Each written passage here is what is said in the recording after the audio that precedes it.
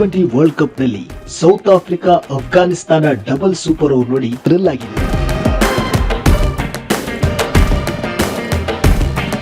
ಆದರೆ ಅದಕ್ಕಿಂತ ಹೆಚ್ಚು ಥ್ರಿಲ್ಲಿಂಗ್ ಸೂಪರ್ ಓವರ್ ಅಂತಾರಾಷ್ಟ್ರೀಯ T20 ಇತಿಹಾಸದಲ್ಲಿ ನಡೆದಿದೆ. ಅದು ಒಂದಲ್ಲ ಎರಡಲ್ಲ, ಟ್ರಿಪಲ್ ಸೂಪರ್ ಓವರ್. 2025 ಜೂನ್ ನಲ್ಲಿ ನಡೆದ ನೇಪಾಳ ನೆದರ್ಲ್ಯಾಂಡ್ಸ್ ಪಂದ್ಯ 3 ಸೂಪರ್ ಓವರ್ ವರೆಗೂ ಸಾಗಿತ್ತು. ಸ್ಕಾಟ್ಲೆಂಡ್ ಕೂಡ ಭಾಗವಹಿಸಿದ್ದ ಟ್ರೈ ಸೀರೀಸ್ ನಲ್ಲಿ ಈ ಅಪೂರ್ವ ಘಟನೆ ನಡೆದಿದೆ.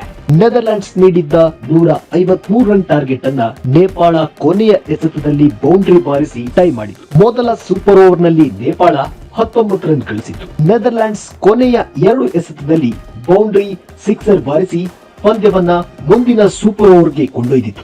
ಎರಡನೇ ಸೂಪರ್ ಓವರ್ ನಲ್ಲಿ ಡಚ್ ತಂಡ 18 ರನ್ ಗುರಿ ನೀಡಿತು. ದೀಪೇಂದ್ರ ಸಿಂಗ್ ಮತ್ತೆ ನೇಪಾಳಕ್ಕೆ ನೆರವಾಗಿ ಸ್ಕೋರ್ ಲೆವೆಲ್ ಮಾಡಿತು.